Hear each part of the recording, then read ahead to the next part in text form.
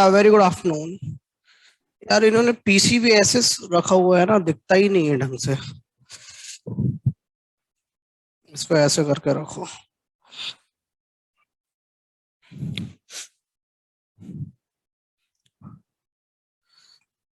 Good afternoon बेटा, very good afternoon. 32। Good afternoon sir. Good afternoon बेटा, very good afternoon.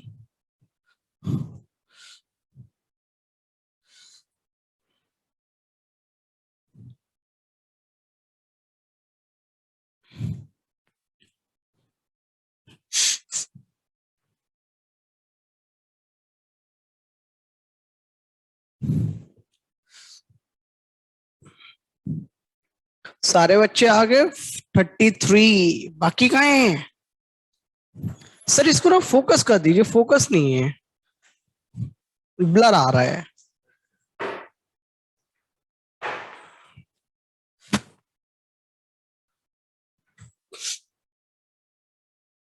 हाँ अब बढ़िया है, ठीक है, थैंक यू। चलो बेटा स्टार्ट करिए, दिवाली का काम कर रहे होंगे घर में। चलो बोर्ड की तैयारी कर रहे हैं। हाँ बोर्ड्स की भी हो सकता है। 36 हो गए, कल तो आए थे 54 के आसपास थे बच्चे। आते जाएंगे धीरे धीरे। हाँ बेटा नोट्स रिवाइज कर लिया कल का? कोई तकलीफ तो नहीं है किसी को? Any doubt to anyone? हाँ चलो सब बढ़िया। चलो जी, तो अपन आगे की कथा शुरू करते हैं। एक दो नोट लगा के लिखते हैं बातें। कल कहाँ तक हो गया था ये बता दो। कल रेडियो एक्टिविटी चल रही थी ना? यस सर, उसके 4-5 हाँ तो खत्म करते हैं रेडियो एक्टिविटी को ही। अगली हेडिंग डालो carbon dating. Carbon dating, carbon dating radio activity में ही आता है ये। कल बेटा अपन ने एक एक्सप्रेशन पढ़ा था, क्या? AT बराबर A नॉट E की पावर माइनस लैम्डा टी। याद आ रहा है क्या बेटा? Yes sir, activity. हाँ, और ये कहां से आया था? इस वाले एक्सप्रेशन से आया था, ln n not upon N T. तो अपन ने बोला था n not upon N T को A नॉट अपॉन AT भी लिख सकते हैं, ठीक है। अपन ने कल देखा भी था, क्योंकि n नॉट की प्रोपोर्शनल टू एक्टिविटी होती थी इनिशियल वाली, ठीक है। तो ये क्या आ जाएगा? Lambda T. ये एक्सप्रेशन आया था। This is the expression that we are going to use in carbon dating. Carbon dating में होता क्या है, पहले मैं एक दो बातें लिखा देता हूं, फिर मैं आपको समझाता हूं। कार्बन 14 एक रेडियो एक्टिव आइसोटोप है कार्बन का, ठीक है। इसकी बेटा हाफ लाइफ होती है, हाफ लाइफ इसकी होती है किसकी? कार्बन 14 के लिए बात कर रहे हैं, 5770 ईयर्स, लगभग 6000 साल हाफ लाइफ होती है कार्बन 14 आइसोटोप की। सर आज थोड़ा जल्दी छोड़ दीजिएगा। चलो we will see. T half कितना होता है? लगभग 6000 वर्ष, 5770 ईयर्स होता है। अब इसमें हम कंसेप्ट क्या यूज करते हैं उस चीज को समझे। ये कार्बन डेटिंग उनके लिए यूज करते हैं जो कभी जिंदा थे और आज की तारीख में फिलहाल जिंदा नहीं है। तो हम उनकी लगभग एक अप्रोक्सीमेट एज पता करना चाहते हैं कि कोई अपने को, मान लो कोई बहुत पुराना पेड़ मिला, डेड प्लांट, ठीक है, कोई अपने को डेड प्लांट मिला, तो अपने की इच्छा हुई कि इसकी लगभग उम्र कितनी रही होगी। एग्जैक्टली तो कैलकुलेट कर नहीं सकते अपन, लेकिन हाँ लगभग एक आइडिया लग जाता है। तो अपन क्या बोलते हैं, जो ये आपको डेड प्लांट मिला है ना, तो आप क्या करो, डेड प्लांट की एक्टिविटी नाप लो। एक्टिविटी कैसे आएगी? अब इस चीज को सुने। आप कोई भी लिविंग बीइंग ले लें, लिविंग बीइंग में बेटा प्लांट्स भी आते हैं, ह्यूमंस भी आते हैं और एनिमल्स भी आते हैं, ठीक है। तो अपन इनटेक लेते हैं, अपन we eat various types of foods, we intake air. तो क्या होता है, वाइल इनटेक हमारी बॉडी में C14 एंटर करता है। हाँ बेटा ये पहली स्लाइड है, हमारी बॉडी में C14 एंटर करता है, और C14 एक रेडियो एक्टिव है, तो वो डिसइंटीग्रेट भी करता है।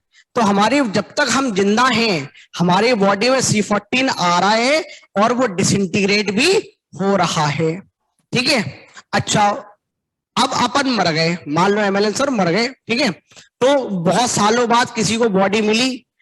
अब ऑब्वियस सी बात है, अगर MLN सर मर गए तो सिंपल सी बात है कि अब मैं इंटेक नहीं ले रहा हूं, इंटेक नहीं ले रहा हूं, तो क्या मेरी बॉडी में कार्बन 14 का इंटेक बंद हो गया? हाँ जी। अब अपने को पता है रेडियो एक्टिविटी को फर्क नहीं पड़ता आप जिंदा हो या निपट गए, कोई फर्क नहीं पड़ता, उसको डिसइंटीग्रेट होना है तो होना है, ठीक है। पहले क्या हो रहा था, मेरी बॉडी में मैं इंटेक कर रहा था तो थोड़ा थोड़ा कार्बन 14 भी आ रहा था और डिसइंटीग्रेट भी कर रहा था।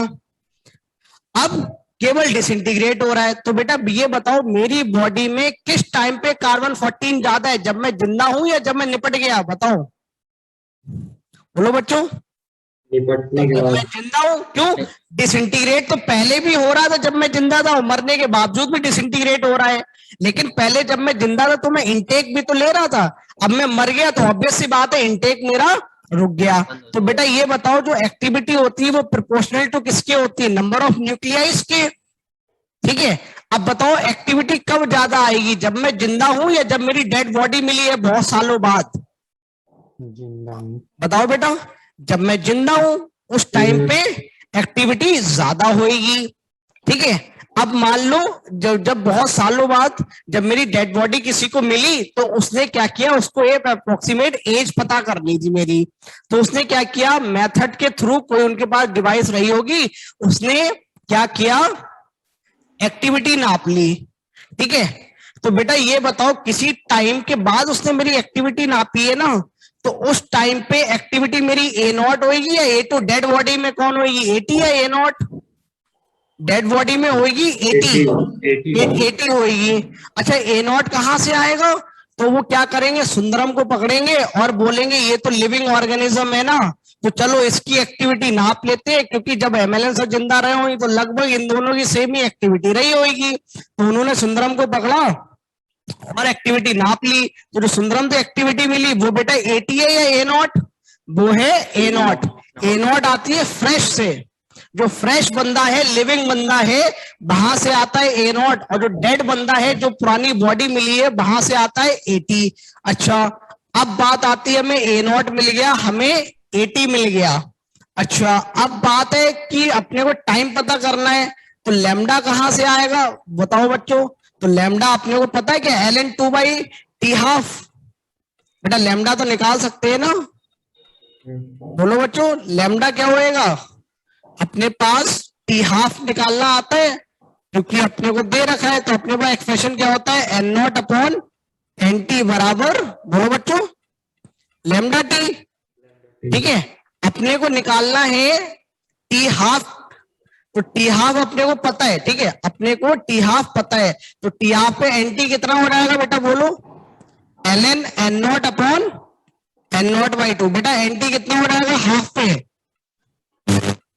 nt कितना हो जाएगा n0/2, ठीक है। और टाइम पीरियड हाफ लाइफ का मुझे पता है कितना है, 5770 years। तो बेटा क्या लैम्डा आ गया बताओ, ln2/t½ यानी 5770, और ऊपर जाएगा तो क्या बन जाएगा, ईयर का इनवर्स। क्या ये लैम्डा आ गया?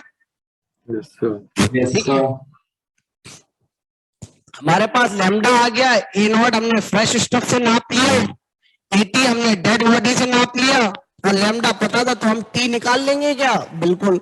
तो this is how we calculate the time. तो हमें एक अप्रोक्सीमेट आइडिया लग जाता है कि लगभग बॉडी कितनी पुरानी होगी, ठीक है।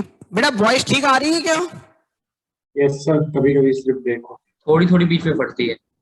चलो आप जब बोर्ड की तरफ लिख रहे होते तब फंसते। चलो मैं कुछ करता हूँ, इतना छापो भैया,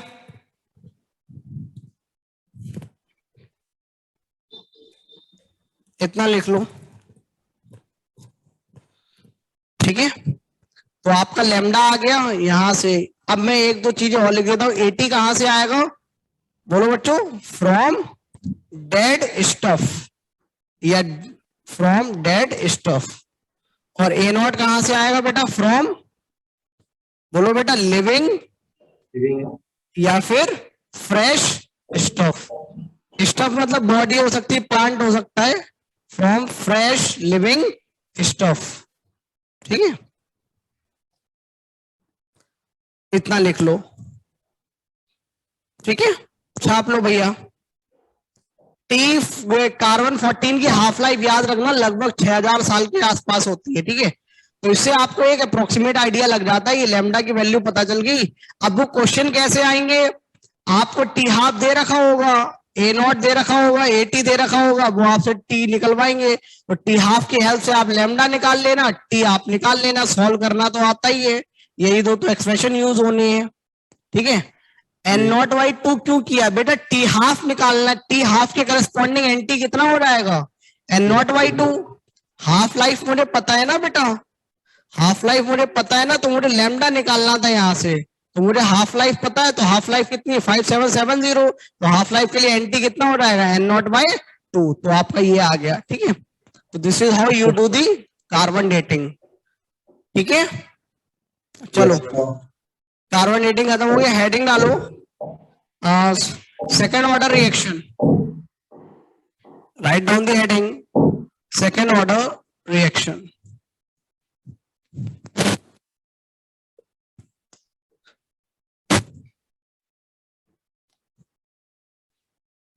तो इसमें तो कुछ नया था नहीं, कार्बन डेटिंग में चल रहा है, एक्सप्रेशन अपन ने यूज कर लिया, बस एटी और ए नॉट बता दिया, टी हाफ आपको याद रखना है, ठीक है। चलो अगली हेडिंग डालो सेकेंड ऑर्डर रिएक्शन। बेटा ये बताओ आपको मैंने nth ऑर्डर रिएक्शन लिखाया है, यस सर।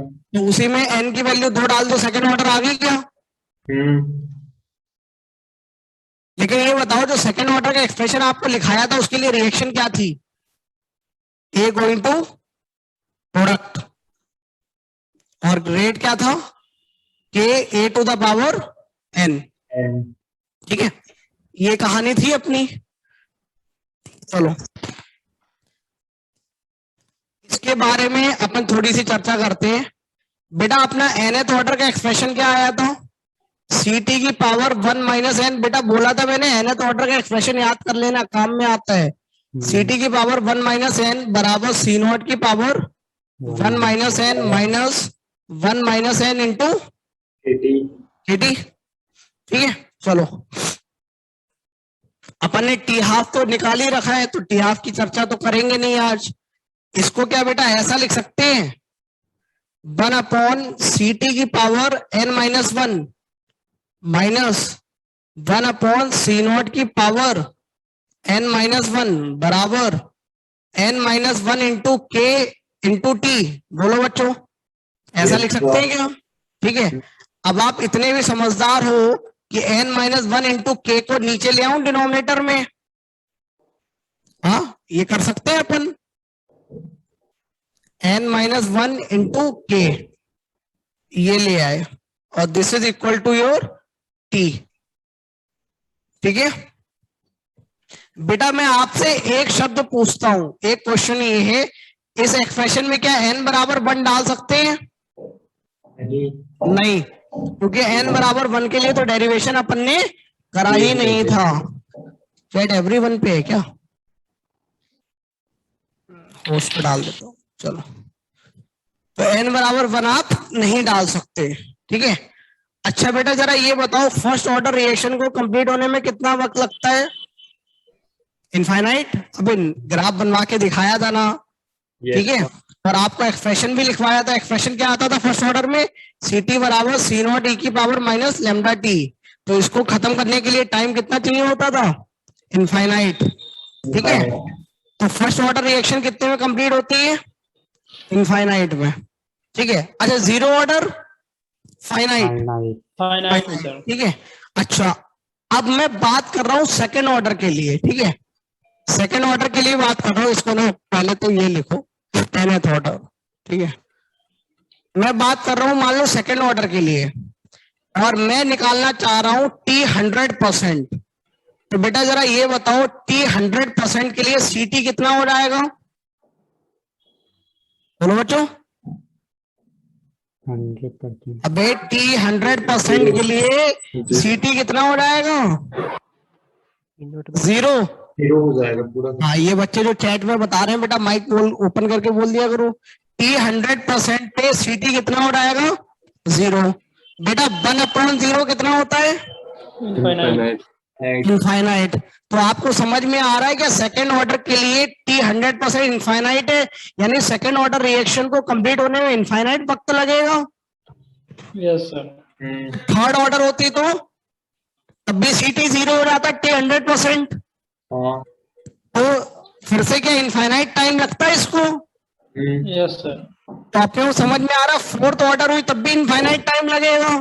तो अपन Yes, ये sir. बोल सकते हैं for first order to product है, ठीक है। फॉर फर्स्ट ऑर्डर बेटा T 100% कितना है? बोलो फटाफट। सर वॉइस क्रैक हो रही है। वॉइस क्रैक हो रही है, इसका क्या रीजन हो सकता है यार? माइक तो बढ़िया चल रहा है, बैटरी चेंज करवा सकता हूँ मैं, और क्या।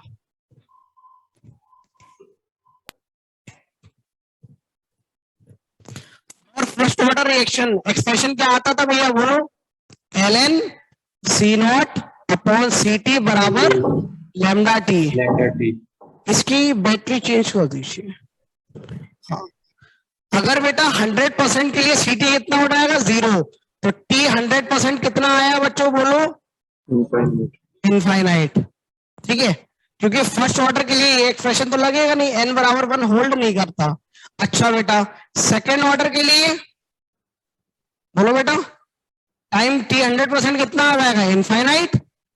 थर्ड ऑर्डर के लिए T 100% कितना आ जाएगा? इनफाइनाइट। इनफाइनाइट। तो मैं ये बोल सकता हूँ फर्स्ट ऑर्डर के लिए भी कितना वक्त लगा? इनफाइनाइट। सेकेंड ऑर्डर के लिए इनफाइनाइट, थर्ड ऑर्डर के लिए इनफाइनाइट, फोर्थ ऑर्डर के लिए इनफाइनाइट। तो मैं ये बोल सकता हूँ for reactions with overall order, बोलो बच्चों, ग्रेटर देन और equal to 1, reaction takes infinite time for completion. Reaction takes infinite time for completion.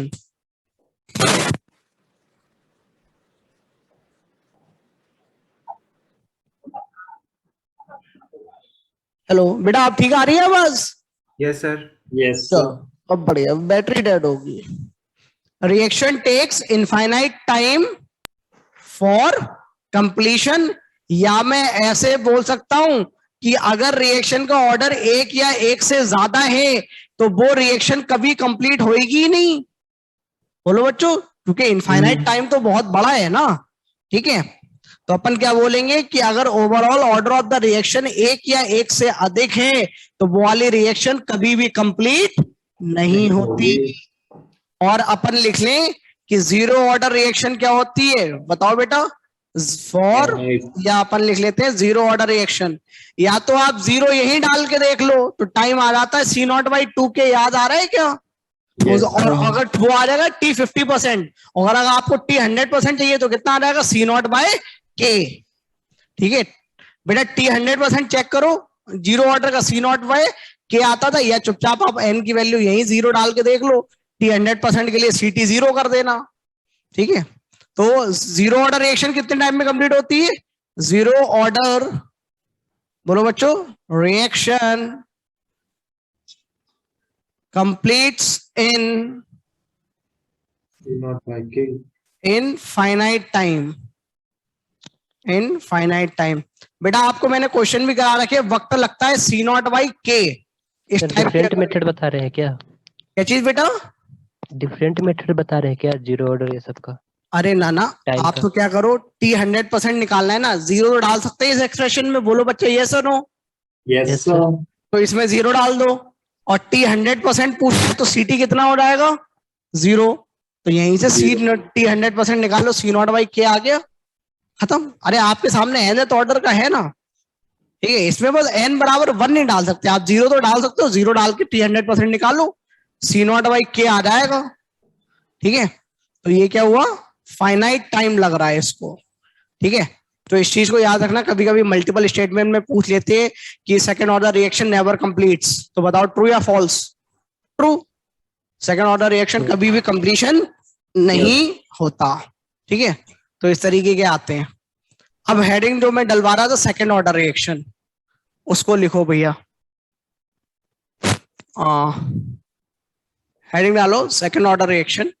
थोड़ी सी चर्चा अपन सेकेंड ऑर्डर की पहले भी कर चुके हैं, थोड़ी सी आज और करेंगे। जो आज वाली चर्चा टफ नहीं है, थोड़ी सी अजीब सी है, लेकिन आप लोगों को तो मैथ्स आती है, तो you will find yourself in a comfortable position. और भैया जो 2-3 बच्चे मैसेज कर रहे थे रिकॉर्डिंग के लिए, आपके ग्रुप पे किसी बच्चे ने ही डाल दी थी, और एक दूसरे ग्रुप में मैंने शेयर कर दी थी यूट्यूब की रिकॉर्डिंग, और रेजो सर पे भी अपलोड हो गई है। ठीक है, तो आप देख लेना, रेजो सर पे आज हुई है दोपहर के वक्त। ठीक है, A+B, और मैं बोल तो दिया उनको आईडी फिक्स करने के लिए, तो मोस्ट प्रोबेबली शायद इसी वीक या नेक्स्ट वीक से आईडी फिक्स हो जाएगी। क्या ही फिक्स करें तो छुट्टी के बाद। हाँ, नेक्स्ट वीक तो छुट्टी है, सही बात है। A+B going to products.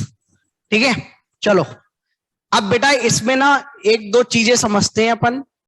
अगर T बराबर 0 पे इसकी कॉन्सेंट्रेशन A दे रखी है और इसकी B दे रखी है, और किसी टाइम T पे बेटा कॉन्सेंट्रेशन कितनी होगी, बोलो बच्चों? A-X और B-X, क्योंकि LR ER तो हम चेक नहीं कर पाएंगे, क्योंकि A और B में आपने कुछ दे नहीं रखा है कि कौन बड़ा है कौन नहीं, लेकिन इतना तो बोल सकते हैं इसके 1 मोल के लिए 1 मोल, तो X के लिए X मोल रिएक्ट करेगा। ठीक है, आपको बेटा रेट लॉ गिवन है कि A⁻1 और B⁻1। बेटा ये बताओ, जो A और B यहां लिखते हैं, कॉन्सेंट्रेशन एट टाइम T होती है इनिशियल या फाइनल? बोलो बच्चों? At time T। और R क्या होता है? Instantaneous rate of reaction at time T। तो क्या लिखोगे? माइनस कोफिशिएंट कितना है बेटा इसका? 1, तो -1/1 dA/dt बराबर -1/1 बोलो बच्चों dV/dt बराबर बोलो बच्चों K A⁻1 B⁻1। ठीक है, अच्छा इनकी वैल्यू पुट कर देते हैं यार। A की कॉन्सेंट्रेशन कितनी है? A-X। और B की कितनी है बेटा? V-X। चलो अब इनको सॉल्व करने के लिए कुछ करते हैं बेटा। ठीक है, तो किसी के से साथ भी सॉल्व कर लो। तो इधर क्या आएगा? -1/1 A के लिए सॉल्व करते हैं, तो बेटा क्या आएगा? D of A-X upon dt बराबर K A-X और B-X। बेटा आप लोगों को तो इंटीग्रेशन आता है ना, सॉल्व करो। बेटा A कांस्टेंट है तो उसका डिफरेंशिएशन क्या हो जाएगा? बोलो बच्चों?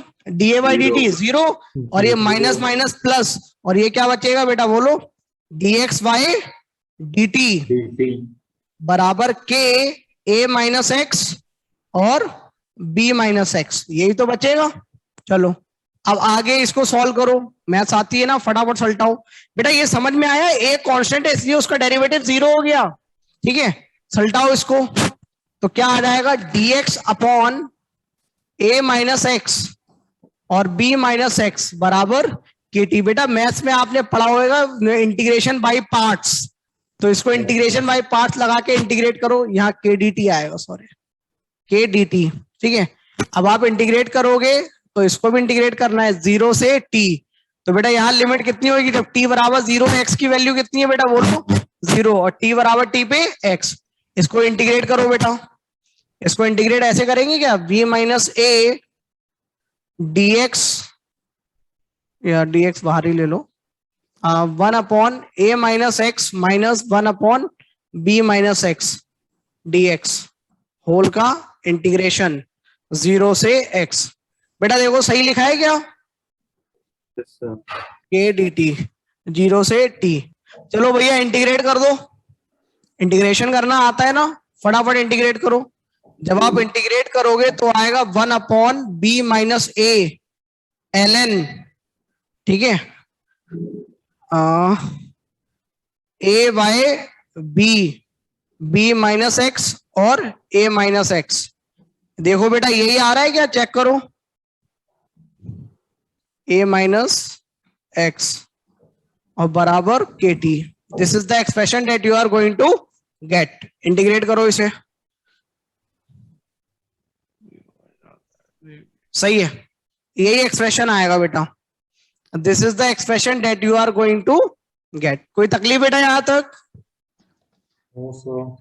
ठीक है, यहां से आप सल्टा लेना। अच्छा बेटा एक चीज सोचो, ये इंटीग्रेशन डिफरेंशिएशन ये तो आपको आता ही है, तो ऐसे क्वेश्चन तो आप फटाफट सल्टा ही लोगे। ठीक है, अब मैं आपको एक नई चीज और सिखाता हूं बेटा। यहां तक किसी को कोई डाउट? All clear? चलो अब मैं केस 1 ले रहा हूं। केस 1 ध्यान से समझना। केस 1 में मैं ले रहा हूं बी जो है वो फार फार ग्रेटर देन ए है। बी जो है वो फार फार ग्रेटर देन ए है। इसका मतलब क्या ये समझ में आता है? B minus A would be approximately equal to B. बोलो बेटा ये सुनो। Yes sir. अगर मैं आपको एक ऐसा केस दे रहा हूं कि v बहुत बड़ा है a से, तो आपको समझ में आता है b में से a घटाओगे लगभग b ही बचेगा। अच्छा बेटा ये बताओ, ये सेकेंड ऑर्डर की रिएक्शन है, ठीक है, क्या x की वैल्यू कभी a से बराबर हो सकती है या a से बड़ी हो सकती है? कभी नहीं, क्योंकि अगर a के बराबर हो गई तो रिएक्शन क्या हो रहा है? ये कंप्लीट सेकेंड ऑर्डर रिएक्शन कभी कंप्लीशन नहीं होता। तो क्या x की वैल्यू हमेशा a से छोटी है? हाँ। अरे बोलो बच्चों ये सुनो। Yes sir. x की वैल्यू हमेशा a से छोटी है, और अगर x की वैल्यू a से हमेशा छोटी है तो बेटा अपने को समझ में आता है x is smaller than a, और a जो है वो b से बहुत छोटा है। तो क्या अपने को ये समझ में आता है जो x होएगा वो b से भी बहुत छोटा होएगा? बोलो ये सुनो। अरे भाई लोगों समझ में आ रहे हैं? x छोटा है a से और a छोटा है b से, तो ऑब्वियस सी बात है b छोटा है, b बड़ा होएगा किससे? x से। x छोटा होएगा b से। x a से छोटा है और a b से छोटा है, तो सबसे बड़ा कौन? b। सबसे लल्लू कौन? x। तो अपने को ये समझ में आता है कि b माइनस एक्स जो होएगा वो भी लहराता हुआ लगभग b होएगा। ठीक है, यस, चलो शाबाश। तो अब अपन इसी में चेंजेस कर लें कुछ। बताओ बेटा ये एक्सप्रेशन क्या था? b माइनस ए। तो बताओ बेटा एक्सप्रेशन क्या बचा? b माइनस ए किसके बराबर है? बोलो। अबे b माइनस ए b के बराबर है, तो b माइनस ए को क्या लिख दूंगा? b ln a y b। बेटा b माइनस एक्स किसके बराबर है? ए के बराबर। b के बराबर है, और नीचे क्या आ गया? a माइनस एक्स बराबर के टी। तो क्या आपको ये समझ में आता है? टिडिंग और टिडिंग हो गया। ठीक है, अच्छा b तो कांस्टेंट है तो उसको उधर ले जाऊं तो क्या बन के आ गया? ln a upon a minus x into b into K into T. बोलो बच्चों ये सुनो, और जरा ये देखो, ये तो नहीं लिखा है ln a not upon A T बराबर के डैश इंटू टी, वेयर के डैश की वैल्यू क्या है? बोलो बेटा v इंटू के। इतना आ गया क्या समझ में सबको? Yes sir. ठीक है, चलो अब बेटा जरा ये देखो, तुमको देखा तो ये ख्याल आया क्या कहीं आप फर्स्ट ऑर्डर के इंटीग्रेटेड रेट लॉ तो नहीं हो? बताओ। देखने से लग रहा है। बताओ बच्चों, फर्स्ट ऑर्डर का इंटीग्रेटेड रेट लॉ IRL यही तो आता था। तो अपने को ऐसा क्या प्रतीत हो रहा है कि अरे सर ये तो फर्स्ट ऑर्डर की रिएक्शन है, लेकिन एक्चुअल में कितने ऑर्डर की रिएक्शन है? बताओ। Second order. सेकंड। लेकिन जो इंटीग्रेटेड रेट लॉ है वो कैसा बिहेव कर रहा है? फर्स्ट ऑर्डर की तरह। तो इसको क्या बोलते हैं बेटा? सूडो। सूडो का मतलब नकली। बिहेव कैसे कर रहा है? फर्स्ट ऑर्डर की तरह। तो अपन क्या बोलेंगे कि नकली फर्स्ट ऑर्डर है, सूडो फर्स्ट ऑर्डर रिएक्शन। समझ में आया बेटा? तो इस केस को क्या बोलेंगे? जब b far far greater than a हो जाएगा तो अपन क्या बोलेंगे? सूडो फर्स्ट ऑर्डर रिएक्शन, ठीक है। और बेटा जो इसका नाम क्या होता था, रेट कांस्टेंट, के डैश का नाम क्या होता था, रेट कांस्टेंट। तो यहां पे इसका नाम क्या हो जाएगा, बोलो, pseudo rate constant, pseudo rate constant. इतना समझ में आया क्या भाई लोगों सबको? Yes, sir. चलो छापो, फटाफट छापो। एक तरीका अभी मैं और बता दूंगा आपको जिससे कि चीजें आसान हो जाएंगी। इतना छापो बच्चों।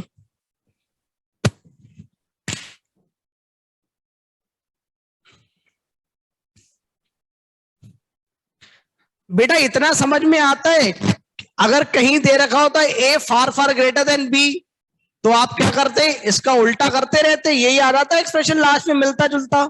Yes, sir. अगर कहीं पे लिखा होता सेकेंड केस कि ए फार फार ग्रेटर देन बी, तो आप क्या लिखते, बी माइनस ए किसके बराबर हो रहा था, माइनस ए के। अबे हाँ या ना, बी माइनस ए, अगर ए बहुत बड़ा है बी से, तो बी माइनस ए कितना हो जाता, माइनस ए। और बेटा बताओ ए माइनस एक्स कितना हो जाता, ए। अरे भाई लोगों ये सुनो,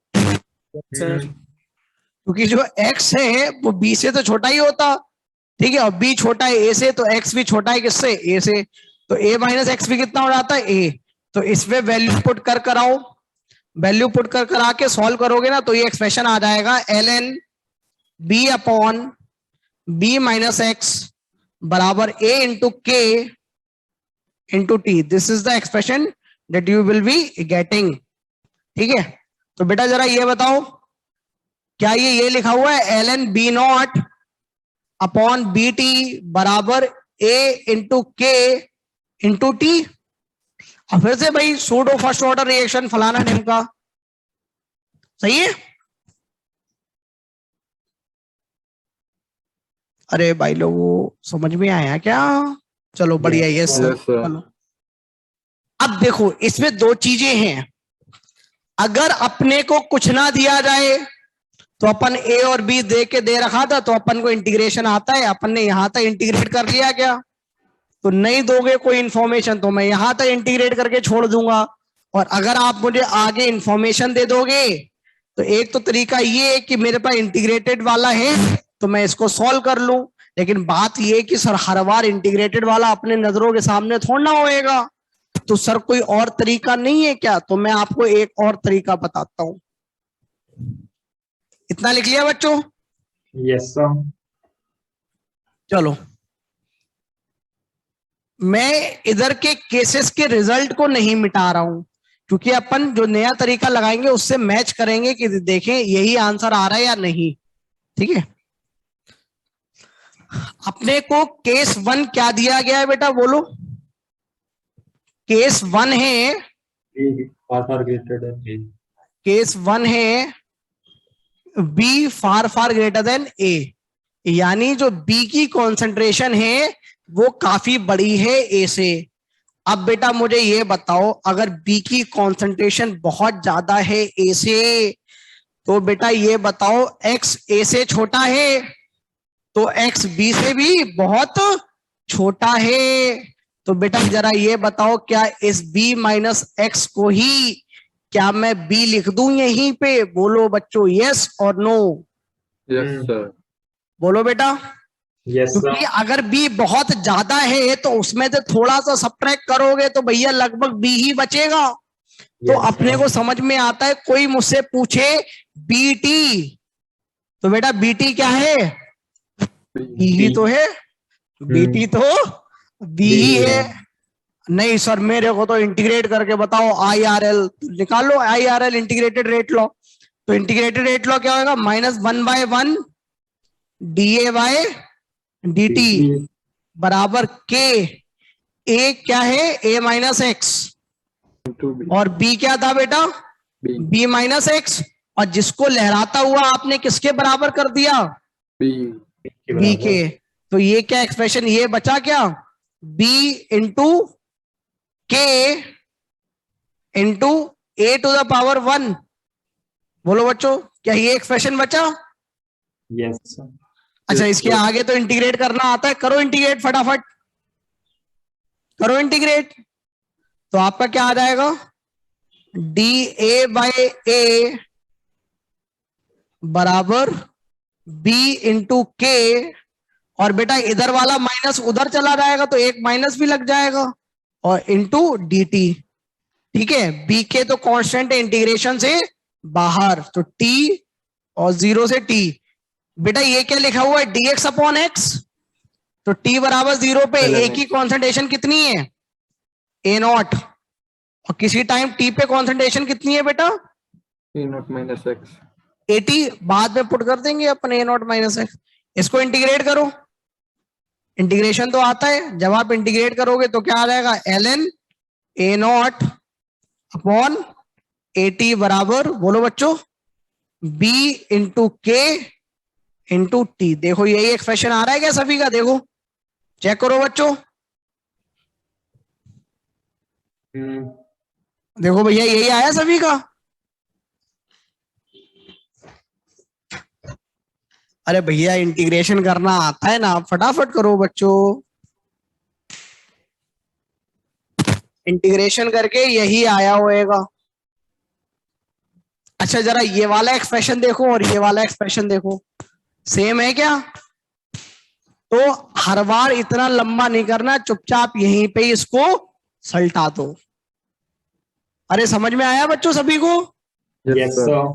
चलो बढ़िया है। तो एक में केस 2 आपको होमवर्क दे दूं, केस 2 में क्या है कि इस बार क्या लिया था, b ग्रेटर, तो इसमें लेता हूं a फंक्शन b, तो आपकी क्या करोगे आप, a माइनस एक्स को क्या लिख देना, a, ठीक है, और b माइनस एक्स को लेके सॉल्व कर डालना। ठीक है, तो ये सेकंड वाला केस आप लोग घर से करके लाएंगे, आंसर यही लिखा हुआ है, यही आंसर आ जाएगा। ठीक है, this is going to be your answer. ठीक है, छाप लो भैया, आसान से ही है ये, कोई तकलीफ हो तो पूछ लो।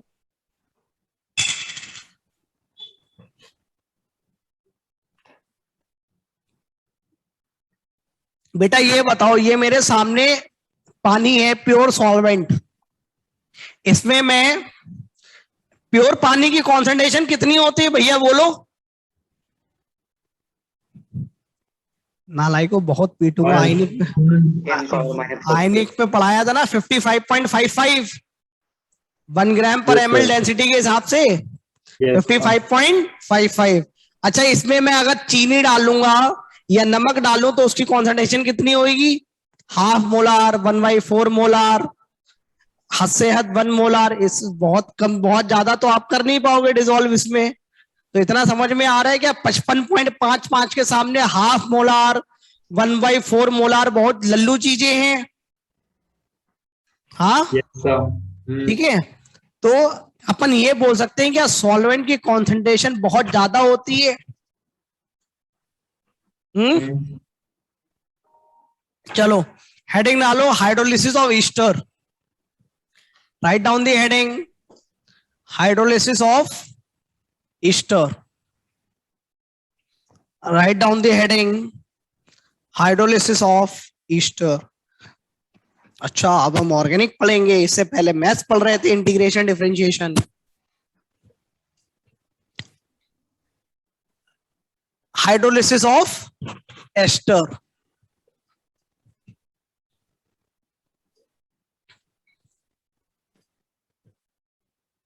बेटा हाइड्रोलिसिस रिएक्शन क्या होती है एस्टर की, बोलो। एस्टर को आप पानी में ले लो,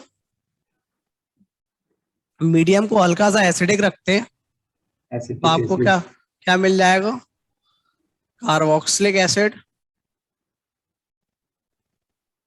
प्लस अल्कोहल, यही तो मिलता है बेटा अपने को। तो इसका जो रेट होता है वो क्या, इसको याद रखना बेटा एग्जाम्पल को, ये जो मैं आपको लिखा रहा हूं, ठीक है, जो मैं एग्जाम्पल लिखा रहा हूं उसको याद रखना, के एस्टर की पावर 1 और H2O की पावर 1, ठीक है, के एस्टर की पावर 1 और H2O की पावर 1। अच्छा बेटा ये कौन है, पानी कौन है, सॉल्वेंट। अभी एक्वस एक्वस होते हैं ना, एक्वस एक्वस और एक्वस। ये है सॉल्वेंट। तो अगर सॉल्वेंट है तो क्या उसकी कॉन्सेंट्रेशन लगभग कांस्टेंट मान सकते हैं क्या? बोलो बच्चों। Yes, sir. सॉल्वेंट कौन सा, क्योंकि बहुत ज्यादा होएगी ना, तो बहुत ज्यादा वैसे थोड़ा सा रिएक्ट कर जाएगा, लेकिन बाकी तो बहुत ज्यादा बचा ही रह जाएगा, तो लगभग कॉन्सेंट्रेशन कांस्टेंट रहेगी। Solvent concentration can be almost assumed to be, can be almost assumed to be, बोलो बच्चों, कांस्टेंट। ठीक है, तो जरा ये बताओ, H2O की कॉन्सेंट्रेशन कांस्टेंट आ गई, तो K इंटू H2O की कॉन्सेंट्रेशन, इसको कुछ नया नाम दे दिया जाए क्या बच्चों? बोलो। हाँ,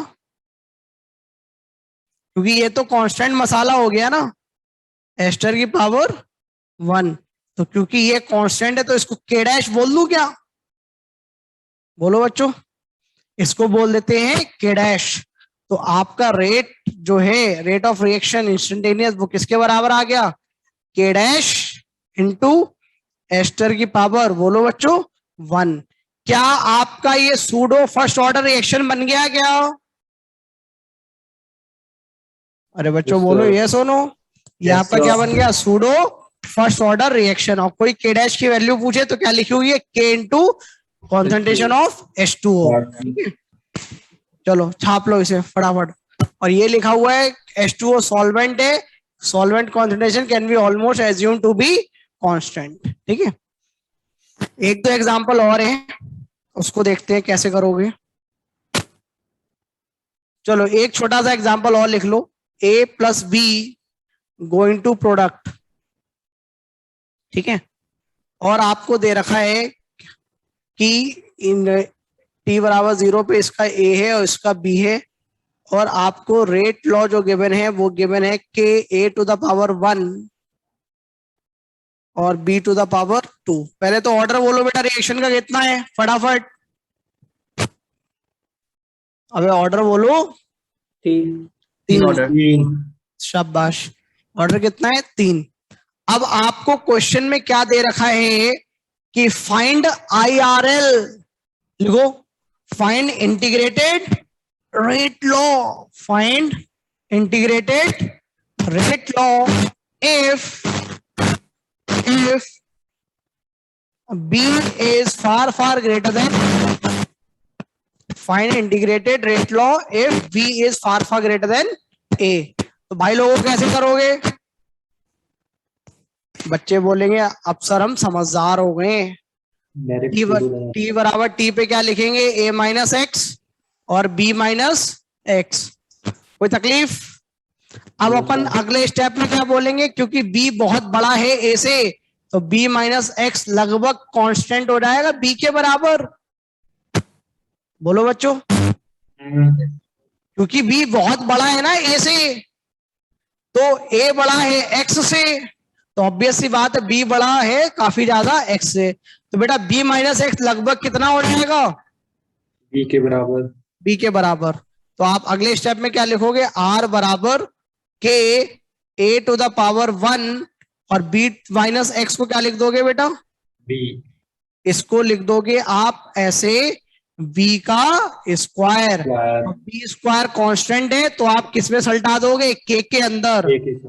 ठीक है, तो KB square into A to the power 1, और इसी को क्या बोल दोगे?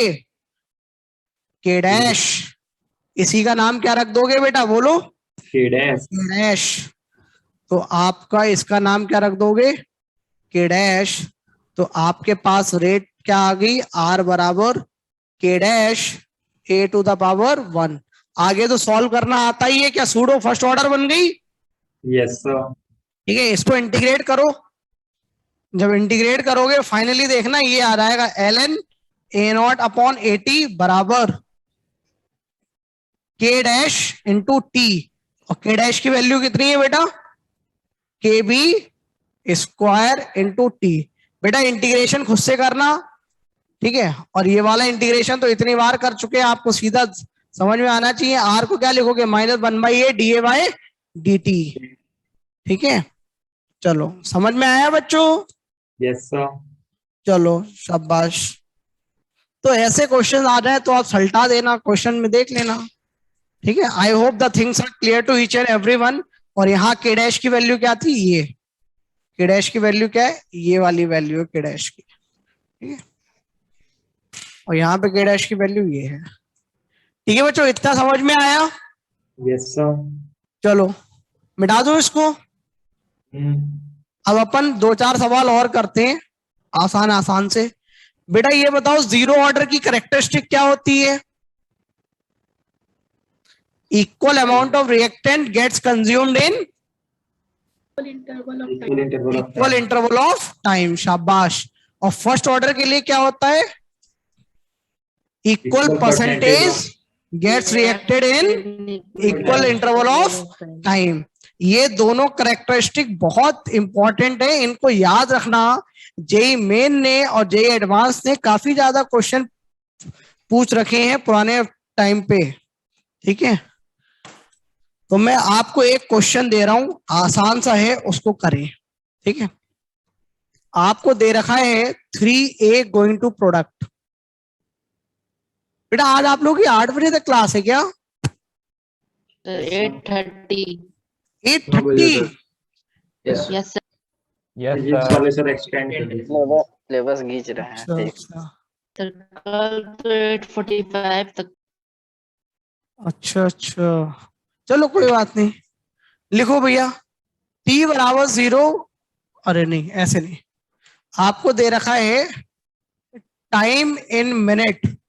अरे मैंने आपको यूनिट ऑफ के पढ़ा दिया क्या? शायद नहीं पढ़ाया है, यूनिट ऑफ के नहीं पढ़ाया है। नहीं पढ़ाया सर, वो हाँ। theory वाला ना. यूनिट ऑफ के पढ़ा देता हूं मैं, वैसे तो आसान था, ये कॉमन सेंस है। तो पहले हेडिंग डालो यूनिट ऑफ के, हेडिंग डालो बेटा यूनिट ऑफ के, रेट कांस्टेंट। बेटा जो रेडियो एक्टिविटी में लैम्डा होता था क्या टेम्परेचर के ऊपर डिपेंड करता है? नहीं, वो टेम्परेचर के ऊपर डिपेंड, वो नहीं टेम्परेचर करता। क्या किसी के ऊपर नहीं करता, किसी के ऊपर डिपेंड नहीं करता, ठीक है। चलो हेडिंग डालो यूनिट ऑफ के। बेटा आर क्या होता है? K A to the power n. N क्या है बेटा? Overall order of the reaction, overall order of the reaction, ये है आपका एन। एन की वैल्यू ये होती है overall order of the reaction. अब बेटा जरा ये बताओ रेट की यूनिट क्या होती है? आपको लेक्चर 1 में लिखवाइए। रेट क्या होता है? चेंज इन कॉन्सेंट्रेशन या change in partial pressure upon time taken का मॉड, यही तो होता है रेट, ठीक है। अगर आप पार्शियल प्रेशर में लोगे तो यूनिट क्या आ जाएगी? एटीएम अपॉन टाइम, ठीक है। अगर आप कॉन्सेंट्रेशन में लोगे तो क्या आ जाएगा? Molarity upon time. अब आपके ऊपर है कि टाइम को आप मिनट में ले लो, सेकंड में ले लो, या आवर्स में ले लो, या फिर ईयर्स में ले लो। तो आर की यूनिट क्या क्या हो सकती है बेटा? बोलो। मोलैरिटी अपॉन, बोलो बच्चों, सेकंड। अबे नालायको, पहले ही लेक्चर में लिखवाई थी ना आर की यूनिट, ठीक है। Yes, sir. और क्या क्या हो सकती है sir? Molarity upon minute inverse, मतलब मोलैरिटी अपॉन मिनट। या फिर क्या होता है? नहीं सर मैं तो पार्शियल प्रेशर में लिखूंगा, तो कोई बात नहीं, तो ऊपर क्या लिख लोगे? एटीएम अपॉन मिनट या एटीएम अपॉन आवर। कोई बोले नहीं मैं तो टाइम को घंटे में लेके चलूंगा, ले ले भैया। उसके बाद में क्या बोलते हैं, कोई बोले नहीं मैं तो टॉर में लेके चलूंगा और टाइम को मैं ईयर्स में लेके चलूंगा, तो भैया तू भी ले ले, ईयर्स में ले ले। तो ऐसे बहुत सारी यूनिट थी क्या बेटा आर की? DC तक थी. ठीक है। अच्छा बेटा इतना अपने को भी समझ में आता, जो यूनिट आर की लोगे वो यहाँ पे भी लोगे, ठीक है। तो जनरली अपन यूनिट कौन सी लेके चलते हैं? मोलैरिटी, कॉन्सेंट्रेशन में जनरली लेके चलते हैं। किसमें लेके चलते हैं बेटा? कॉन्सेंट्रेशन में, ठीक है। तो आर की जो यूनिट होगी वो क्या होगी बच्चों? बोलो। जनरली जो यूनिट, पहले इतना छाप लो, इतना छाप लो, ये किसकी यूनिट से? आर की, ठीक है। आर की है रेट ऑफ द रिएक्शन, ठीक है। इसको मैं मिटाऊंगा, अभी मिटा दूं, Yes, sir. ठीक है। जनरली अपन कौन सी यूनिट लेके चलते हैं? मोलैरिटी पर सेकंड, जरूरी नहीं है पर सेकंड और मिनट भी हो सकता है, ठीक है। मैं तो एक एग्जांपल ले रहा हूं, ठीक है। तो अपने को समझ में आ गया कि इसकी यूनिट क्या है, मोलैरिटी। अच्छा ये किसके बराबर, मोलैरिटी पर सेकंड, इसकी क्या है, के। और ये कॉन्सेंट्रेशन बेटा मोलैरिटी में है, तो यहाँ क्या आ जाएगा, मोलैरिटी की पावर, बोलो बच्चों, एन। भाई हाँ या ना, ठीक है। इसको जरा सॉल्व करो। मोलैरिटी की power 1 minus N upon second बराबर यूनिट ऑफ के आ गया क्या, बोलो बेटा, यस सर। यूनिट ऑफ के, ठीक है। इसको क्या मैं ऐसे लिख सकता हूं, मोलैरिटी की power 1 minus N second inverse, बोलो बच्चों।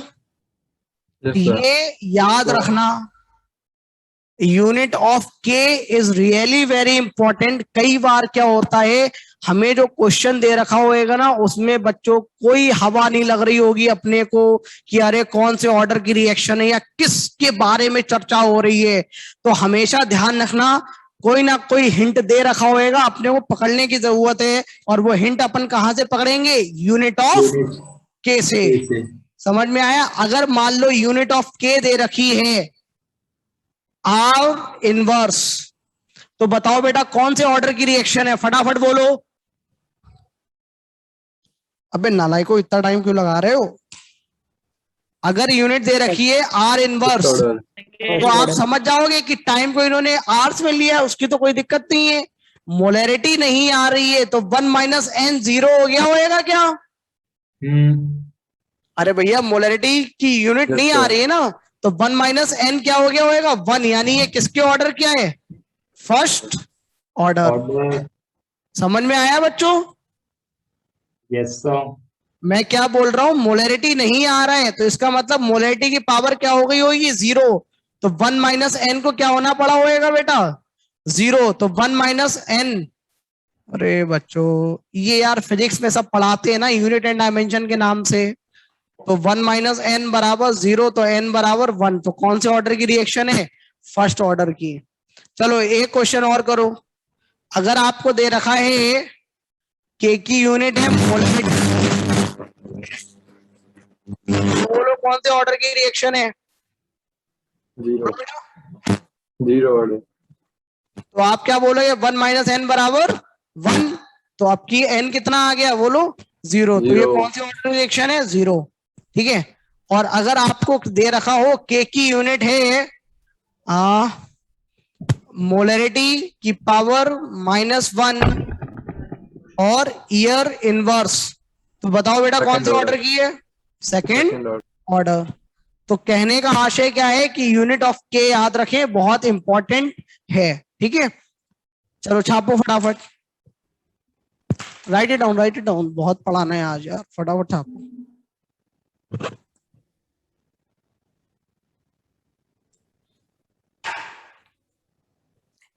लिख लिया बच्चों, यस सर। चलो ठीक है। के की यूनिट ध्यान रखना, और कभी भूल जाओ तो बेटा विद इन सेकेंड्स पहुंच जाओगे। आर क्या होता है, ये जो रेट ऑफ द रिएक्शन है ये क्या है, मोलैरिटी पर सेकेंड के, और ये क्या, मोलैरिटी की पावर एन। तो सीधा आ गया, कभी भूल जाओ तो 2-3 सेकंड लगेंगे, निकाल लेना, ठीक है। ये है आपकी यूनिट ऑफ के। चलो कुछ क्वेश्चंस करते हैं, 2-3। बेटा ये बताओ रिएक्शन को अपन किसमें पढ़ते हैं, मास में पढ़ते हैं क्या, नहीं, किसमें पढ़ते हैं, मोल्स में। अच्छा मोल्स डब्बे की वॉल्यूम कांस्टेंट है, तो moles directly proportional to concentration, बोलो बच्चों। अबे हाँ या ना, यस सर। ठीक है। अच्छा अपने को ये भी पता है अगर आइडियल गैस है तो concentration proportional to partial pressure. पहली क्लास में लिखवाया था ना, पीवी बराबर एनआरटी, पी बराबर सीआरटी, ठीक है। अच्छा अपन ये भी बोल सकते हैं P directly proportional to N, partial pressure जो होता है मोल्स के प्रोपोर्शनल होता है।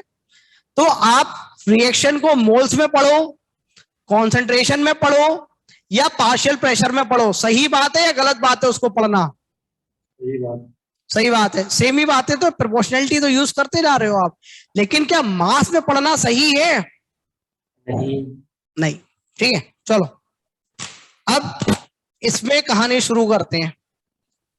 आपको एक क्वेश्चन दे रखा है 2O5 और बेटा रिएक्शन देख लेना, बैलेंस करके दे रखी है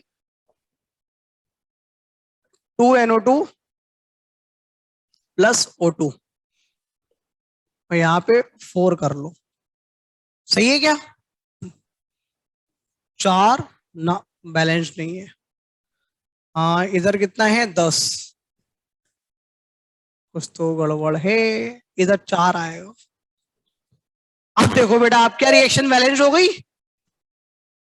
हाँ अब बैलेंस है, बढ़िया।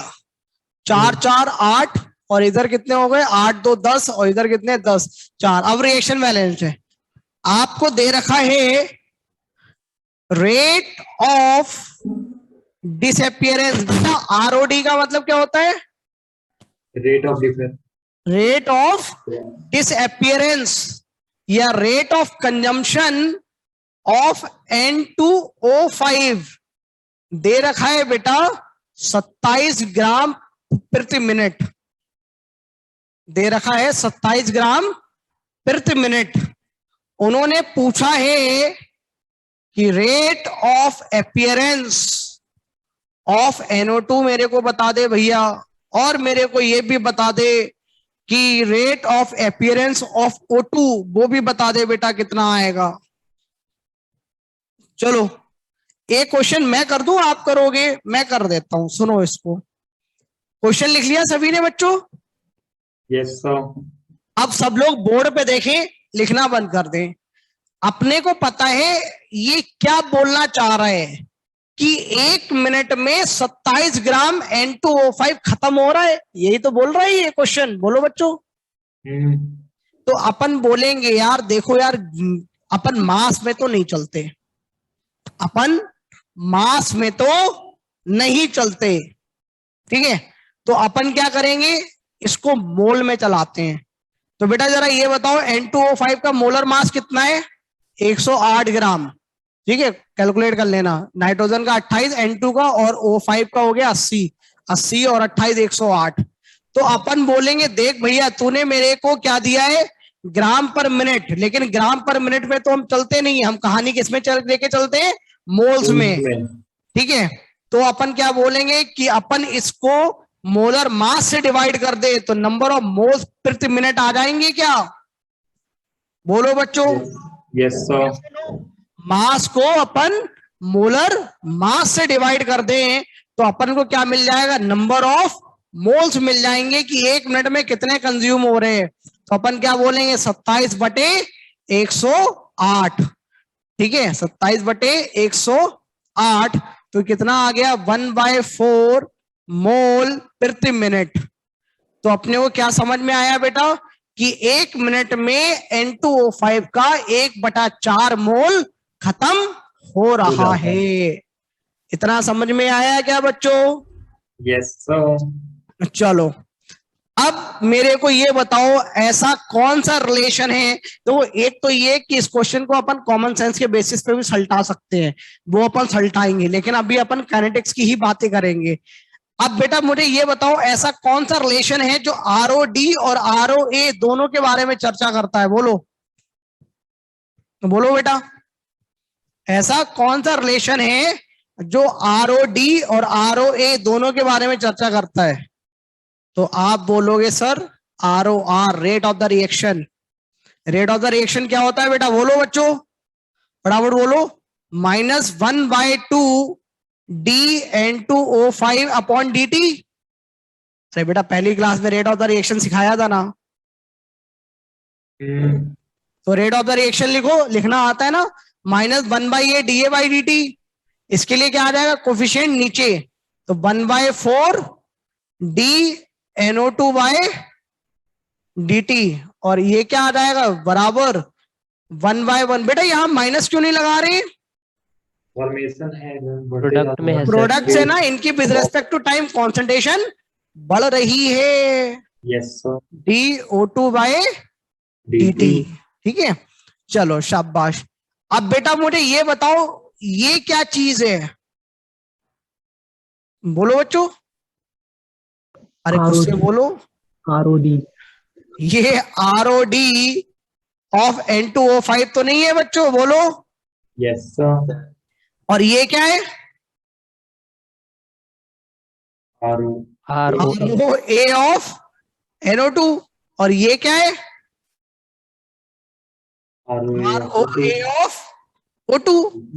ठीक है। अच्छा, तो ये ये तीनों बराबर है क्या आपस में? बिल्कुल। अब बेटा जरा ये बताओ, आपको क्या दे रखा है? बोलो। क्या आपको ROD ऑफ N2O5 दे रखा है? अरे अभी तो निकाला था ना, 1/4 मोल पर मिनट। तो जो नीचे 2 है उसको मैं 2 इधर ही लिख देता हूं। और ROD ऑफ N2O5 कितना है बेटा, बोलो? 1/4 मोल पर मिनट। ठीक है, 1/4 मोल पर मिनट बराबर क्या आ जाएगा? बेटा आवाज आ रही है? पहले ये बताओ। Yes, sir. तो नालाई को बंद क्यों हो जाते हो बीच में? बोलते रहा करो ना। ये समझ में आया बेटा कैसे लिखा? Yes, sir. क्योंकि concentration directly proportional to number of moles होती है, मैंने लिख दिया। ठीक है। अच्छा, यहां क्या लिखोगे? 1/4 और ROA ऑफ, बोलो बेटा, NO2। और ये किसके बराबर है? 1/1 ROA ऑफ O2. O2। तो बेटा जरा यहां से ये बताओ, ROA ऑफ NO2 कितना आया? या इसको अपन ऐसा लिख दे क्या? इसको मान लेते हैं x मोल पर मिनट, कोई तकलीफ? और इसके मान लेते हैं बाय मोल पर मिनट। चलो x और y की वैल्यू बताओ बेटा फटाफट। Extra. X का half. x बराबर 1/8. x बराबर 1/2. और y बराबर, 1/8. कोई तकलीफ यहां तक? No, sir. तो आप समझ गए कि रेट ऑफ NO2 कितना आया बच्चों? बच्चों बोलो, x मोल पर मिनट यानी हाफ मोल पर मिनट। और इसका कितना आया? 1/8 मोल पर मिनट। तो इसका कितना आया बोलो? 1/8 मोल Per minute. मिनट। अच्छा, आपको क्वेश्चन में क्या गिवन था? Gram per minute. 27 ग्राम पर मिनट, और उन्होंने ग्राम पर मिनट में ही पूछा है। तो भैया ग्राम पर मिनट में आंसर देना पड़ेगा अपने को। ठीक है, तो अपने को मोल्स आ गए, मोलर मास से मल्टीप्लाई कर दो, मास आ जाएगा क्या? Yes, sir. तो इसके लिए कितना करोगे? नंबर ऑफ मोल्स हाफ है, मोलर मास कितना होता है NO2 का? 46। इसके मोल्स कितने हैं? 1/8। तो number of moles into molar mass 32। तो बेटा कितना आ गया? 32/8, 4 ग्राम पर मिनट। और ये कितना आ गया? 23 ग्राम पर मिनट। समझ में आया क्या बच्चों?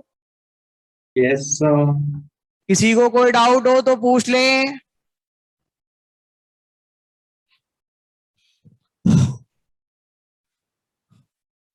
बताओ बेटा, समझ में आएगा सभी को? हाँ, Yes, sir. चलो बढ़िया है। यस सर, यस सर, चलो बढ़िया है। न्यू टर्म यूज हुए हैं और सारा तो कॉन्सेप्ट वही। हाँ, कंसेप्ट तो पुराने ही है। आपको पता है ROA क्या होता है? आपको पता है ROD क्या होता है? अच्छा, कोई मुझसे पूछ ले रेट ऑफ रिएक्शन, तो रेट ऑफ रिएक्शन निकाल लोगे क्या? आप बोलोगे यही तो लिखा है। हाँ, ये जो लिखा है ये है क्या? बोलो। Rate of reaction. Rate of reaction ही तो है। ठीक है, ग्राम में पूछा जाए तो ग्राम में कर देना, और क्या। अच्छा, एक चीज और देखो, इसको मैं एक करने का तरीका और बताता हूं। इसका N2O5 का 1 मिनट में कितना मोल खत्म हो रहा है? 1/4। ठीक है, तो अपन क्या बोलेंगे? 2 मोल से बनता है 4 मोल, तो 1/4 से कितना बनेगा? Half mole. ठीक है, 2 मोल से बनता है 1 मोल, तो 1/4 से कितना बनेगा? 1/8 मोल। तो वहीं से आंसर नहीं आ गया? हाँ, तो जो इच्छा हो वो लगा लो, लेकिन ये तरीका सीख लो, ROR और ROD और ROA वाला। समझ में आया क्या बच्चों सभी को? चलो शाबाश। हाँ, जो एक बच्चा बोल रहा है ना सर स्टाइचोमेट्रिक अप्रोच, वो यही है स्टाइचोमेट्रिक अप्रोच, यूनिटरी वाली। ठीक है, मिटा दे बेटा इसे। Yes, sir. चलो अगला क्वेश्चन लिखो। Find T half, find T half comma K, find T half comma K and CT at T बराबर 60 minute and CT at T बराबर 60 मिनट कॉमा 75 मिनट।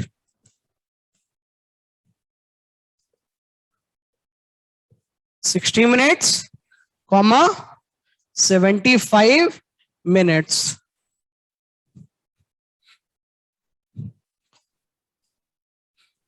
चलो भाई लोगों आगे चलते हैं।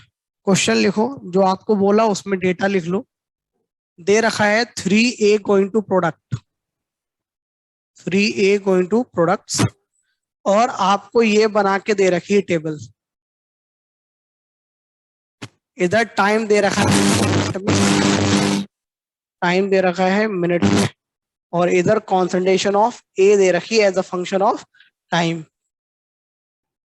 ठीक है, जब टाइम 0 है इसकी कॉन्सेंट्रेशन है 10 मोलार, इसकी जब टाइम 10 है, 10 नहीं 20 ले लो, जब 20 है तो कॉन्सेंट्रेशन है 8 मोलार, और जब टाइम 40 मिनट है कॉन्सेंट्रेशन है 6 मोलार। तो आप मेरे को ये बताओ, जब टाइम होएगा 60 मिनट तो कॉन्सेंट्रेशन कितनी बची होगी, और जब टाइम होएगा 75 मिनट तो कितनी कॉन्सेंट्रेशन बची होगी। ठीक है, चलो अब देखो क्वेश्चन करना अलग चीज है। सर प्लीज रिपीट, लिख लो भैया। क्वेश्चन ये है find T half, find T half and rate constant के, और 60 मिनट पे बता दो और 75 मिनट पे बता दो। तो क्वेश्चन करना हमारा एम नहीं है, जो चीज सिखानी है उसको सीखें। कभी भी आपके पास ऐसे क्वेश्चंस आए तो हमेशा अपन बिल्कुल बेसिक से चलेंगे, और जो स्टेप बाय स्टेप है उससे चलेंगे। अपने मन मर्जी से कुछ नहीं करना आप लोग। पहला काम क्या है आपके पास? The very first work that you need to do, check for zero order reaction. अगर आंसर आ जाता है जीरो ऑर्डर तो बढ़िया बात, नहीं आता है तो हम चेक करेंगे फर्स्ट ऑर्डर रिएक्शन। ठीक है, अब बात आती है सब चेक कैसे करेंगे। तो आपको कैरेक्टरिस्टिक तो पता है, जीरो ऑर्डर की कैरेक्टरिस्टिक क्या है? इक्वल इंटरवल ऑफ टाइम में इक्वल क्वांटिटी रिएक्ट करती है। और फर्स्ट ऑर्डर की कैरेक्टरिस्टिक क्या है? इक्वल अमाउंट ऑफ टाइम में इक्वल परसेंटेज रिएक्ट करती है। ठीक है, अब अपने को इसमें ऑर्डर वगैरह कुछ नहीं दिया गया, तो सबसे पहला क्वेश्चन है सर फाइंड ऑर्डर। अब बेटा ऑर्डर कैसे निकालेंगे? तो सर ने बताया अभी कि पहले जीरो ऑर्डर के लिए चेक करेंगे, आ गया तो ठीक है, अदरवाइज अपन फर्स्ट ऑर्डर के लिए भी चेक करेंगे। ठीक है, चलो बाकी और भी तरीके जब मैं आगे पढ़ाऊंगा तब मैं और बताऊंगा और किस तरीके से चेक करते हैं, लेकिन पहला तरीका तो यही है। अब इसमें जरा ये देखो, 0 से 20 मिनट जाने में आपको वक्त लगा 20 मिनट, और कॉन्सेंट्रेशन कितनी खत्म हो गई? पहले 10 मोलार थी, अब 8 मोलार बची है, तो रिएक्ट कितनी कर गई? 2 मोलार। अगले 20 मिनट में देखो, 20 से 40 मिनट जाने में कॉन्सेंट्रेशन 8 मोलार से 6 मोलार हो गई, यानी क्या अगले 20 मिनट में 2 मोलार रिएक्ट कर गई। तो आप बोलोगे अरे sir equal interval of time में इक्वल अमाउंट रिएक्ट कर रहा है, तो इसका मतलब क्या है? ये तो जीरो ऑर्डर की कैरेक्टरिस्टिक है। If this is a characteristic of zero order, तो अपना ऑर्डर क्या आ गया भैया? बोलो जीरो ऑर्डर, जीरो। ठीक है, तो पहला आंसर लिखो जीरो ऑर्डर रिएक्शन। ठीक है, अब दूसरी बात करते हैं। रेट ऑफ द रिएक्शन क्या होएगा बेटा? के ए टू द पावर कितना आया था order of the reaction? Zero. Zero, तो यहां क्या लिखा होएगा? जीरो। ठीक है, यहाँ क्या लिखा होगा बेटा 0। अब अपने को टी हाफ पूछा है और अपने से के भी पूछा है। चलो तो अपन टी हाफ की भी चर्चा करते हैं और अपन के की भी चर्चा करेंगे, ठीक है। पहले अपन एक एक्सप्रेशन डराइव कर लेते हैं। बेटा बताओ आर को क्या लिखूं बेटा, बोलो। -1/1 dA/dt। हाँ सही बोल रहा हूँ गलत?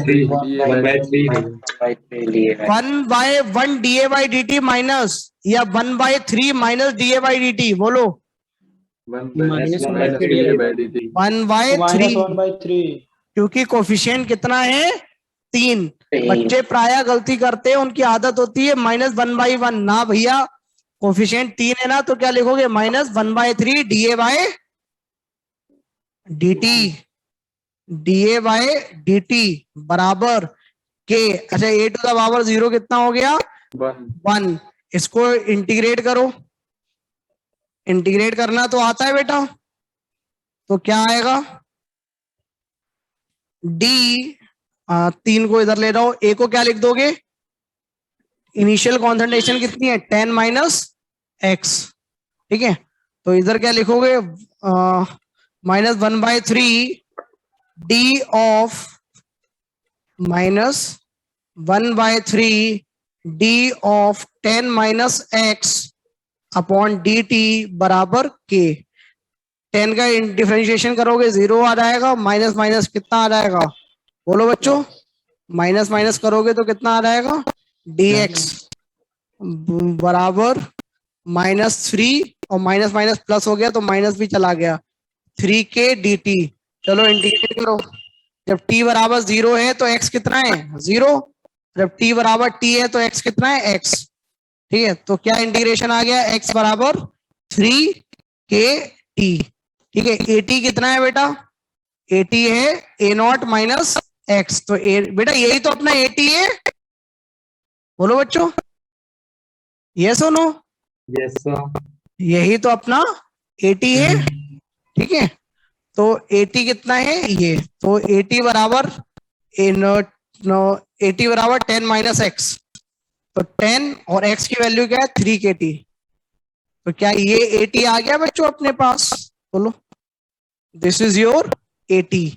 अब बात ये है कि अपने को टी हाफ पता करना है और अपने को के भी पता करना है।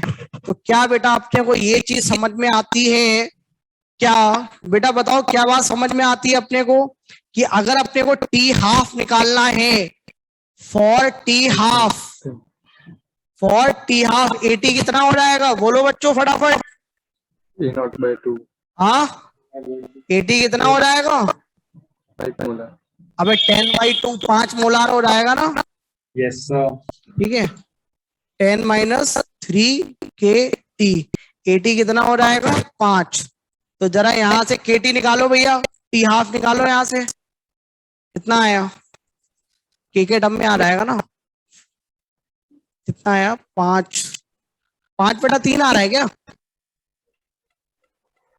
5/3 के बराबर टी हाफ, यही आ रहा है क्या बच्चों, चेक करो, यही आ रहा होगा C0/3 के 10 - 5 5, हाँ ये आ रहा होगा। Yes, sir.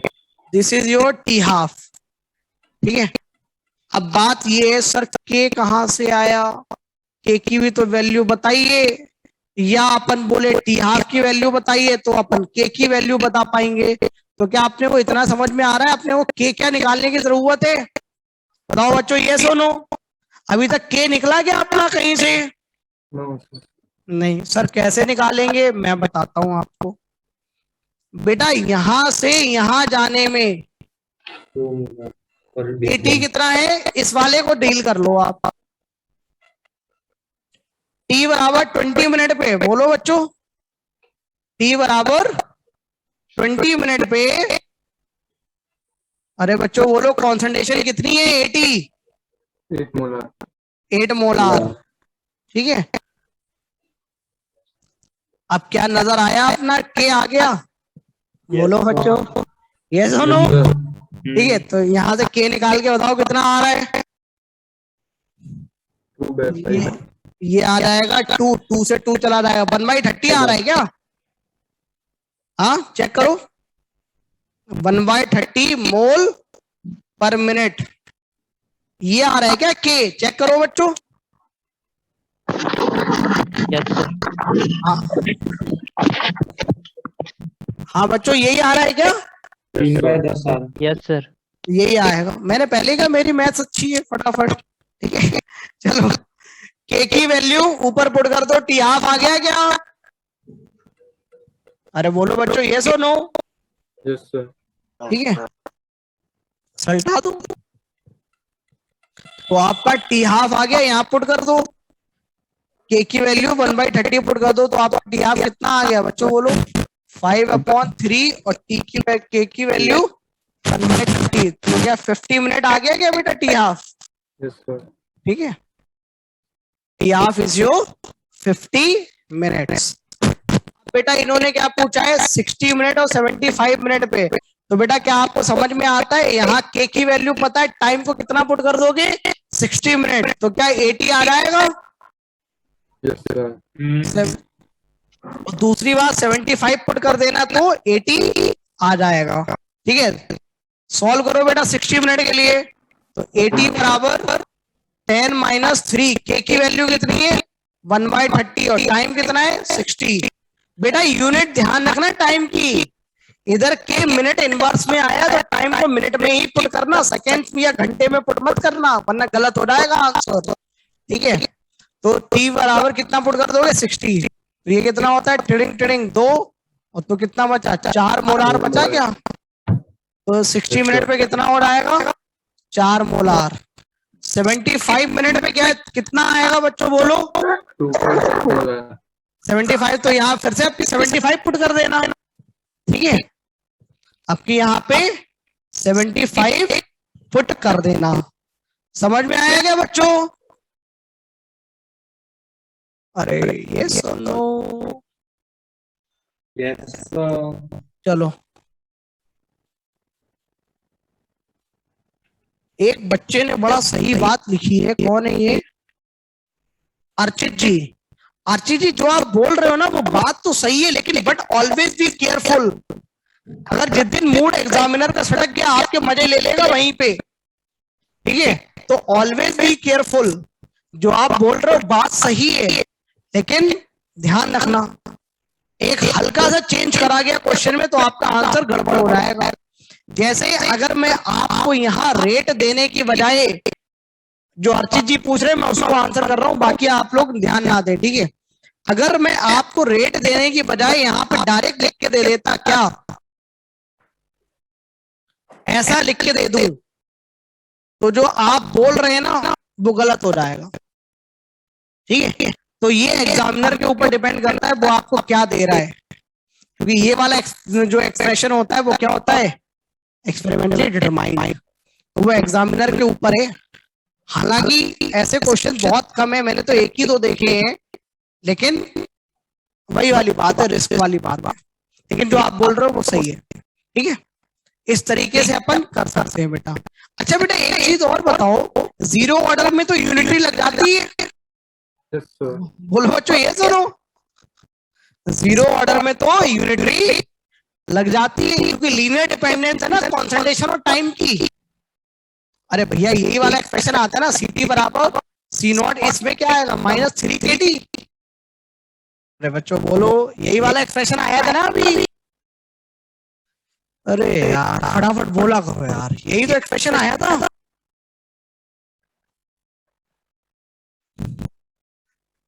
बच्चों क्या हो गया? Yes, sir. यही वाला एक्सप्रेशन तो आया था, तो आप खुद ही देखो, कंसंट्रेशन एट टाइम टी और टाइम की लीनियर डिपेंडेंस है ना, तो आप इसमें यूनिटरी लगा सकते हो। और यूनिटरी जब लगा सकते हो तो आप क्या बोलोगे कि सर 20 मिनट में, बेटा यहाँ से यहाँ 20 मिनट। अब पापा देख लो, जो मत चम कर रहा है, मेरा ऐसा लगता है इसको निकाल दिया। चम क्यों कर रहा है? मैंने तो ये है। अरे भैया ये ना गुस्सा, चलो 20 मिनट में कितना रिएक्ट कर रहा है बेटा, बोलो। 2 मोलर 2 मोलार रिएक्टेड। तो बेटा जरा ये बताओ, यहां से 75 मिनट में कितना टाइम लगा? 75 मिनट। बेटा 0 से 75 जाने में कितना वक्त लगा? 75। तो 75 मिनट में कितना रिएक्ट होएगा?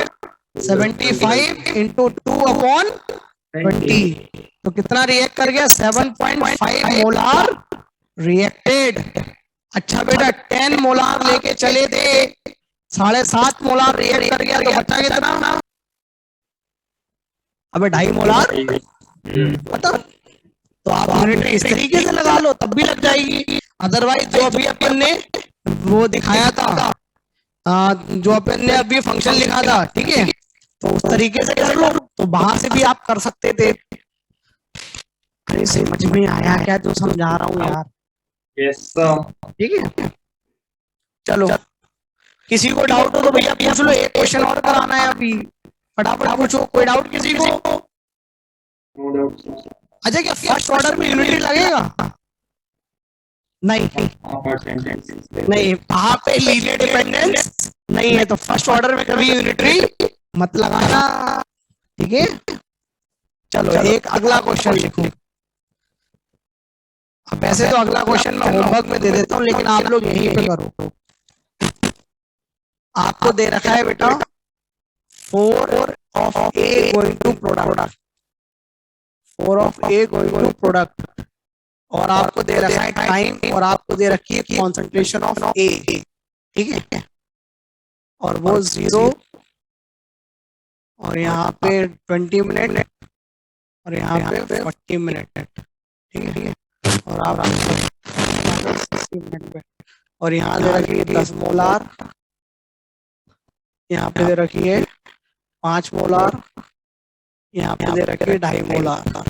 चलो भाई लोगों बताओ, order of the reaction T half and rate constant के। अब बेटा देखो, आपको मैंने क्या सिखाया कि जब भी क्वेश्चन आए, क्वेश्चन सॉल्व करना टारगेट नहीं है, पहले अपने समझ लो, क्योंकि क्वेश्चन सॉल्व अपन एग्जाम में करेंगे। यहाँ समझ लो, पहला स्टेप क्या है? 0 ऑर्डर चेक करो। कितने बच्चों ने 0 ऑर्डर चेक करा? पहले बोलो बच्चों, पहले 0 ऑर्डर चेक करें। जंप नहीं करेंगे, स्टेप्स ध्यान रखिएगा। पहले आप 0 ऑर्डर करो, ठीक है। तो आप बोलोगे पहले 20 मिनट में कितना रिएक्ट करा? 5 मोलर। अगले 20 मिनट में कितना रिएक्ट करा? बोलो 2.5 मोलर। 2.5 मोलर, 2.5 मोलर, क्योंकि 5 से 2.5 पे रह गया। तो आप बोलोगे यार पहले 20 मिनट में 5 मोलर रिएक्ट कर रहा है, अगले 20 मिनट में 2.5 मोलर। तो ये क्या 0 ऑर्डर की कैरेक्टरिस्टिक है क्या? ना। क्या फर्स्ट ऑर्डर के लिए क्लिक करें? बिल्कुल। तो पहले 20 मिनट में 50% रिएक्ट कर गया, अगले 20 मिनट में उसका 50% रिएक्ट कर गया। अरे ये तो फर्स्ट ऑर्डर की कैरेक्टरिस्टिक आ गई। हाँ, इक्वल अमाउंट में, इक्वल अमाउंट ऑफ टाइम में इक्वल परसेंटेज रिएक्ट कर रही है। तो बेटा ऑर्डर कौन सा आ गया? बोलो फर्स्ट ऑर्डर। समझ में आया? क्योंकि पहले 20 मिनट में 50%, अगले 20 मिनट में 50%। ठीक है, तो अपने को समझ में आ गया equal percentage getting consumed equal interval of time. तो ये क्या है बेटा? First order reaction. अब अपने से पूछा गया है 60 मिनट पे, लेकिन वो तो चलो सेकेंडरी काम है। मेन चीज है इतिहास पता करना और के पता करना। तो भैया जरा ये बताओ कितना वक्त लगा इसको आधा होने में? पढ़ के बताओ। 20 मिनट। तो इसका इतिहास कितना आ गया? 20 मिनट 20 मिनट। ठीक है, चलो अब अपने से क्या पूछा? Rate constant. तो रेट कांस्टेंट के लिए क्या लिखोगे? R बराबर K A to the power 1। 1 क्यों लिखा? क्योंकि फर्स्ट ऑर्डर रिएक्शन है। R को क्या लिखोगे? सुंदरम बेटा बोल फटाफट। -1 बाय 4 TA बाय DT बराबर K A to the power 1।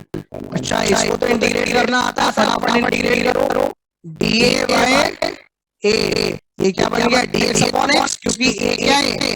ये कॉन्सेंट्रेशन है ए टाइम टी, ये भी concentration of A time T, तो क्या बन गया dx अपॉन x बराबर माइनस ये 4 ऊपर चला जाएगा, माइनस इधर भेज दिया, माइनस 4 के dt, तो 4 के तो कांस्टेंट है, माइनस कांस्टेंट तो बाहर ले लिया, इंटीग्रेट करो 0 से t, जब 0 है तो कॉन्सेंट्रेशन कितनी है a नॉट, और जब टाइम t है तो कॉन्सेंट्रेशन कितनी है at, इंटीग्रेट करो फटाफट, इंटीग्रेट करोगे तो क्या आ जाएगा ln a not upon at बराबर, बोलो बच्चों 4 kt, ये एक्सप्रेशन आ गया क्या?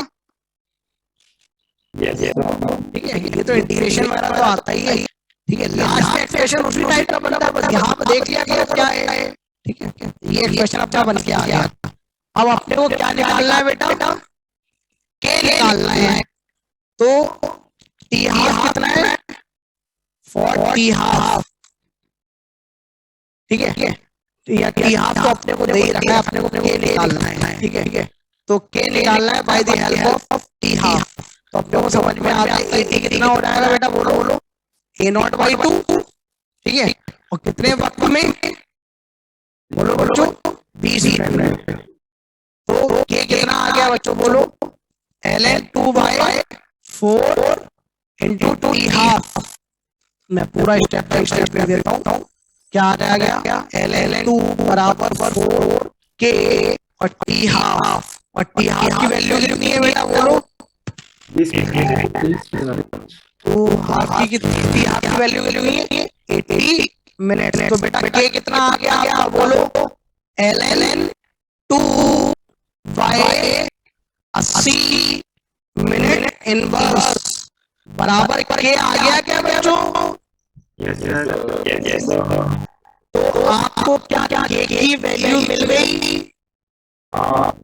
अच्छा, अब आपसे अगला प्रश्न पूछा क्या गया है, 60 मिनट में बताना है, तो आपको इतना समझ में आता है, इसी एक्सप्रेशन में ए नॉट को मैं क्या कर दूं, बोलो, अब ए नॉट कितना है 10 है ना, अच्छा मुझे 80 तो पता करना है, और कितने मिनट में पता करना है 60,